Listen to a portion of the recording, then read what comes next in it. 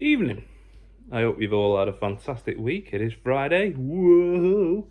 I just wanted to take a little bit of time to basically do a video. And I get asked a lot about going solo and what to expect from going solo. So I've done a little video, a couple of bullet points, and I'm going to go through, in my opinion, about going solo.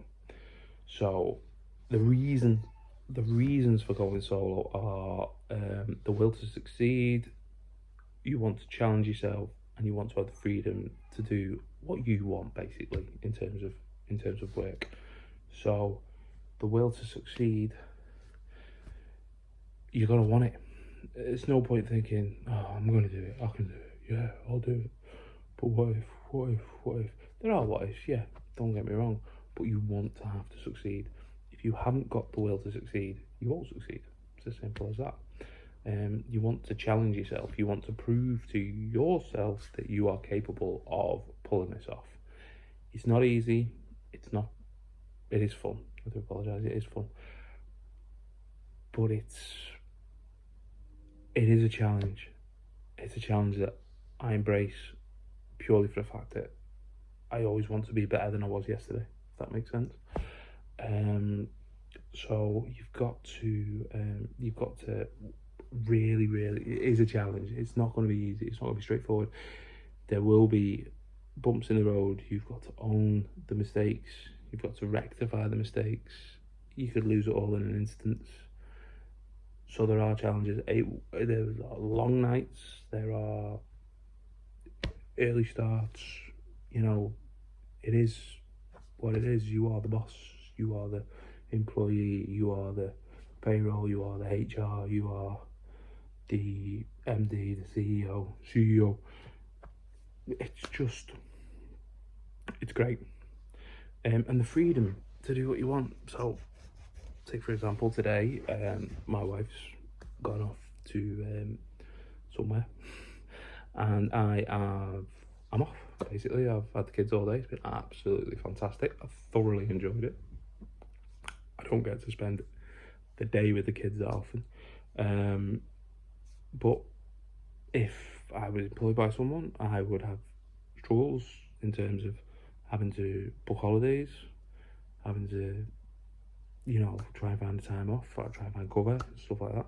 This is just, right, she's off out, so I'll have today off. Planned in advance, move my jobs around that date, happy days. The downsides are, obviously, you don't get paid for your holidays, you don't get sick pay, you don't get pensions unless you want to source your own. But it's well worth it. I'm not trying to put you off. Please don't think I'm trying to do that.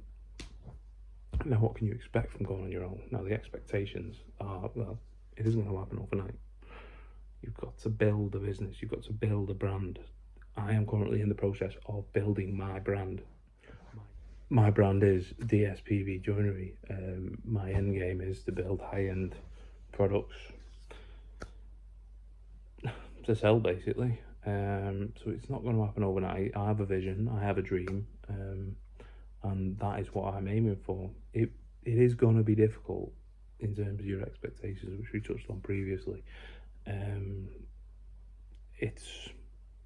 It's a long road. If you are similar to me, you will always think, how could I have done that job better? How could I have done that job better? How could I have done that job better? Always doing little tweaks. It's gone from doing the site work to the cabinetry, and now solely focusing on the cabinetry to create beautiful pieces of furniture that people basically want. It's gone from just having a finished product, an unfinished product now with the spraying, to go to a finished product, which then now we take into, how can I make that better? Yes, I want to use real wood to build my doors. I don't want to do it out of MDF. I want to have the tulip wood rails and stiles. I want to have birch ply centre for the shaker doors. I want to incorporate different types of materials. I want to bring in metals, as in brass and copper. I want to bring in fabrics such as leather and suede. I want to play around with glass and mirrors. It's a constant battle with yourself to keep yourself in check, to make sure that you are doing the right thing for your business. But it's all about experimentation. And to be honest with you, you'd lose it all in an instant. One bad job, one bad customer experience, and they could tarnish your reputation. Now, if you work hard enough to build the reputation that one bad review is not going to mess it all up, well then you're on for the win there, because it's all it takes is just something to. It's not necessarily. It's what I'm saying about you've got to own your mistakes. You've got to own up to them. You can't just say, "Oh, fuck off, I'm not interested."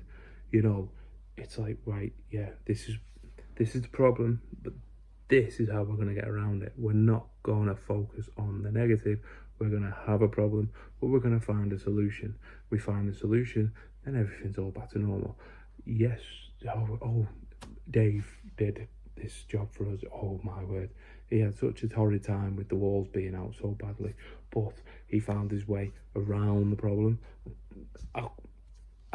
It sounds so much better than Dave had this wall. It was out and it was terrible, honest to God. He moaned about it all day, and his work, he just didn't own it. This just didn't, he made the mistake and he didn't put his hands up to it. It sounds so much better if you make a mistake, but you own it, and then we're all human at the end of the day. We're not machines, so there are going to be mistakes. Now, there will be certain difficulties that you will encounter, as in terms of you'll have difficult clients, difficult people who, for some reason, are just a pain. They want everything but will give you nothing type people. The ever increasing cost of materials, preempting that in your future quotes it's horrendous. You're just trying to gauge where it's going to be, where it's at. Always listen to the radio, not the radio, always Google and find out what the crack is and where materials are up to, like the impending 40% that's coming at some point between the 1st of August and the 31st of August. It's in there somewhere, and it's just going to bump everything up. So in my terms of preempting that, I've bought some MDF, I've bought some birch ply, I've bought some tulip. I'm trying to preempt the increase so that my clients are, I am honouring their quotes, if that makes sense. And daft things, difficulties in terms of tools breaking down or your van breaking down. You are the boss. There's no one behind you.